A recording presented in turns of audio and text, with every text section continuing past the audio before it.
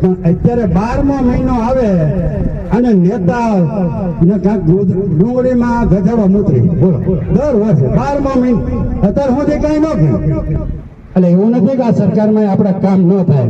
એમ જો તમારો નકાર છૂટો હોય ને તો અત્યારે ને અત્યારે નહીં અહીં તો ઉભો ન થાવ. ઉભો થાવ તો અમે મારી માણસ ધાવણ લેજો કહેવાય. પણ તમે ન થાકો કોઈ ધરનારી જોર ન હોય હુયારી શું કરે? ધરનારીમાં જોર ન હોય પછી હુયારી શું કરે? પણ તમારો જો આક્રોશ એક ફરી છૂટી ગયો અને તમારી એક ફરી આપણે કોઈની ઉપર દાદાગીરી નથી કરવી, આપણે કોઈનો આંચકી નથી લેવું, આપણે કોઈનો લૂંટી નથી લેવું, આપણે આપણો હક અને અધિકાર માગીએ છીએ. અમે બીજું કઈ નથી માગતા. ત્યાં જે લખ્યું છે હું આવેદન દેવાનો છું. હું તમને સાથે સાથે એ વાત કરું, તમે તો બધા ખૂબ અનુભવી છો, ખૂબ પ્રજ્ઞ છો, ખૂબ નિષ્ણાત પણ છો. પણ તમને એક વાત એ કહી દઉં કે 1965માં આપણે વડીલો યાદ કરજો, ઘેરે જઈને જોજો.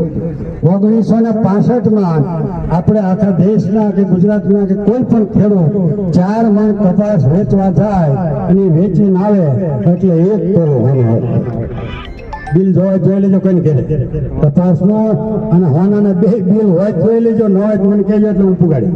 1965માં 4 મણ ખેડૂત કપાસ વેચી આવે એટલે 1 તોલો હોનું આવતું. 1965માં 10 મણ અનાજ વેચે એટલે 1 તોલો હોનું આવતું. 1965માં 2.5 થી 3 મણ તેલ વેચે એટલે 1 તોલો સોનું આવતું.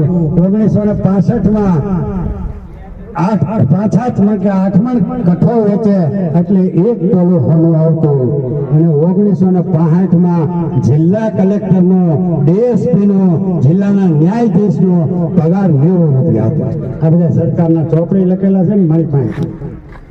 આજ કેટલા મણ કપા વેચવાથી 1 તોલો સોનું આવે અને કલેક્ટરનો પગાર તો લાખો પૂરી ગયો. કલેક્ટર પેલા ઘોડા ગાડી લઈને ગામડામાં આવતો એટલે અત્યારે 20 લાખની ગાડી લઈને આવે. એ ઘોડા ગાડીમાં ગામના સરપંચ ને આગેવાનો સરપંચ બેઠા હોય અને વાહે બેઠો હોય.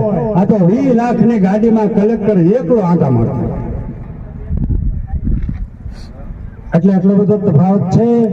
એમાં ઘણો બધો આ માટે લડત આપવી ખૂબ અઘરી છે. ભગવાન જો આયુષ્ય આપશે આપણે તો જો જવા બેઠા તમને એ ખબર કહી દઉં. આપણે 17 પ્રકારની બીમારીથી પીડાઈએ છીએ.